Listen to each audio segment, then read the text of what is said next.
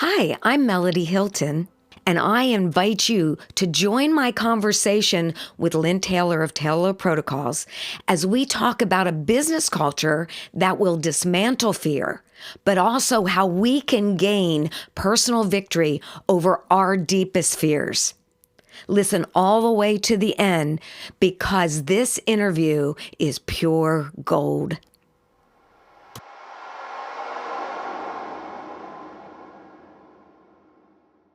One thing I'm convinced of is that fear stifles somebody's growth, doesn't it? It sabotages their creativity. It hinders their ability to have confidence, to be their best selves, as it were, in their sphere of influence. How can we as leaders, just any leader in any sphere of influence, begin to generate a culture in their work environment that dismantles fear? Well, one of the things that we've done is with this our top performer profile process and finding where a person fits best is we've created a whole new approach for what we call a human capital audit. And in that, we develop top performer profiles in our CBI language and the four energies, and we do that automatically. So it's done without human intervention. So it is repeatable. And by the way, we get a 98% repeat score reliability. It's never been accomplished before in the CBI. So that takes away the fear of using the instrument. Then we use it scientifically and start showing that we can put right people in right seats. When we do our human capital audit, we do 8 or 10 or 20 top performing profiles, look at all the people in all the jobs where they are, and we start fearlessly to look at the A, B, C, D rating of performance of every person in every one of those jobs. We typically find that 30 to 40% of the people should never have been interviewed for the job, should never have asked to be interviewed for the job, and are still C or D performers. And it's because they, in this innate nature, do not at all look like the top performers in that job. And we prove that scientifically and again, repeatably. So that whole process then creates an environment of trusting the judgment and our own judgments and causing leaders to feel more confident that they can make choices. And it also causes the people who are poor performers to trust the system because we turned around more than 200 businesses and we've done 700 business optimization processes. And we only terminate people in about 10% of all of our work. Wow. Then it's not very many people. It's a few exceptions, blocks, people who are emotionally, psychologically inappropriate, or they're in a bad, just people that should not be where they are. We've run into that occasionally, but for the most part, what we do is we sit everybody down and say you're a lower performer than these people, and you look nothing like them, and that's the reason you're a low performer. You're not less talented. You're not less capable. You don't have a lower IQ as far as we know. You're smart, you're able, but you're in the wrong seat. We'd like you to consider one of these 3 jobs, and we show them where their core value nature would fit better with the work. And then we interview them and interview the leaders and set up the change. And we do what I call musical chairs readjustment that puts everybody closer to where they can make their highest and best contribution, which creates nothing but validation of everyone. Mm-hmm. and increases the performance of the company beyond what people believe is possible to achieve. And we do it with the same people that they have in the company now. One of the greatest things that you have taught me are the 3 levels of fear.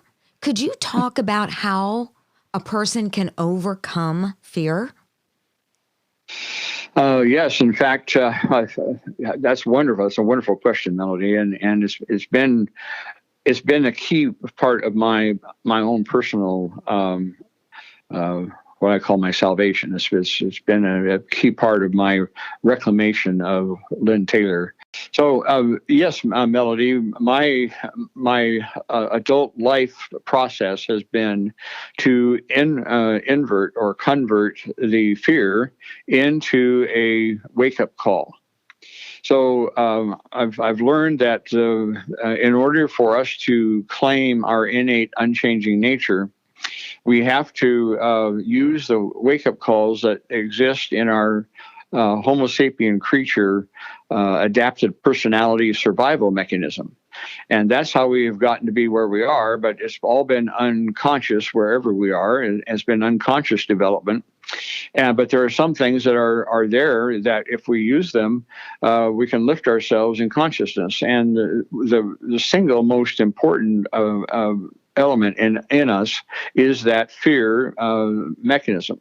We have 3 levels of fear in us, and the only level that most people are conscious of is the sociological level.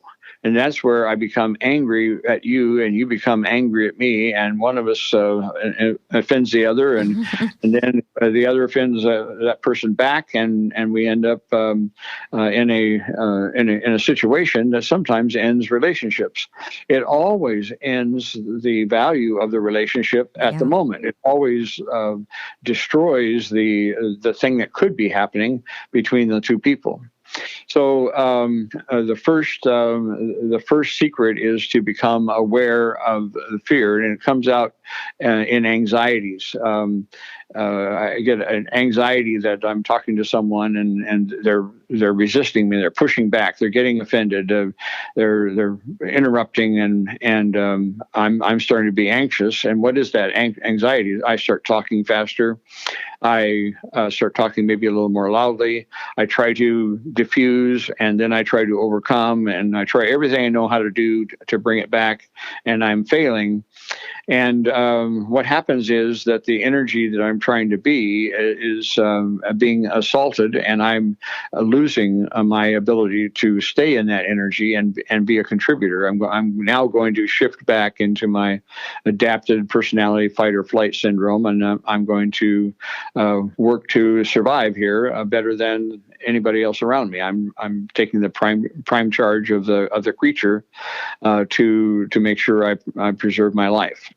And sometimes I act like that, and like my whole life's at stake, and I see the ridiculousness of that.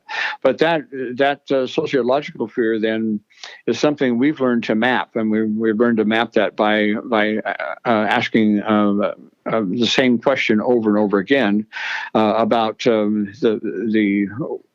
what the fear is all about, the belief system behind the fears. Mm-hmm. So that sociological fear almost always ends up in if this happens to me and I respond this way, or if I don't do that, then this is what I believe will happen. And then if all of that happened, then what would you believe is likely to happen? And we all have 3 or 4 of these major internally recorded pathways of fear. Sociological level, and those are the ones we fall into, and then we just follow them because we got this far so far in our life, and we trust that, and we feel like we have to do that. So behind the sociological fear is a psychological fear. It's the feelings we have, and the feelings we have toward ourselves, and the interpretation we make, and we get the psychological tracking, and now we have a set of fears that we've accepted because they keep us from losing our social presence, our social occupations, our spouses, our children and family. We've learned how to navigate, but we've done it with our psychological fears stepping in occasionally and making us just as inappropriate as the sociological. But at a deeper level, and it's more attacking and trying to devalue the other person. Yeah. And becoming somewhat intentional because it truly is felt at the psychological level as a absolutely essential battle that I have to win. And then the third is the real core value fear, and that is the secret. So mapping it is to map through the sociological, down through the psychological, until we get into what we believe about who we are. And that question is: so if all of those things happened, and you're now in this situation, what would you believe is true about you? Wow. And we've learned that the deepest fear of every person, we've done this some tens of thousands of times, myself and some of my longest term VARs, and no one has reported yet that it doesn't end this way, that the deepest fear of every person is that they are not or have none of their strongest, highest capacity core value energy. We're talking about energies of love, power, wisdom, and knowledge. And we found that every human being of any race, creed, color, sex, age has this innate nature. And it's a unique balance of the four energies. And that we adapt ourselves to the world by shifting between them unconsciously. And this process of mapping the fears is a primary way of learning how to listen to the wake-up calls, and then start working on which of those channels am I following down into. And by doing that, consciously deciding not to continue to be the energy I was failing to be in a given situation, and shift into one of my other energies. So we're teaching adults with this fear mapping and with these wake-up calls, Melody, to do as adults consciously what we've been doing since birth, and that is we've been shifting unconsciously between core energies in order to be more effective in getting what we want. We're teaching adults how to consciously shift from one energy to the next in order to make the contribution that we see that we are here to make. This is so powerful because if we can dismantle the fears, we begin to see who we really are, our true identity, and we can show up as the best version of ourselves when this fear is dismantled. It's such a powerful, powerful process. It is, and it is a true change of a life's projection. Where am I headed? Where do I belong? Where can I make my best contribution? Where am I failing to continue to be contributive and going into battle? And how to unlock that and decide to stay there and work it out in a different way, in this better way, or to see that I'm just in the wrong place and I need to step away and put myself closer to where I belong. To me, it's been the ultimate validation of any person to know who I am, because how can you ruin and not contribute to the world a unique balance of power, love, wisdom, and knowledge, and through that to make your contribution to your society. It's a validation not just of I'm a good person, I have skills and talents. It's a validation that I am a being of extraordinary content and capacities, and I need to hone those and I need to put them where I can make a contribution.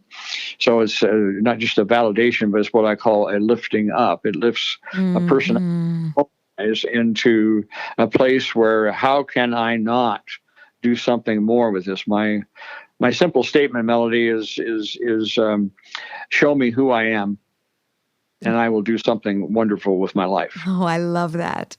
Love that.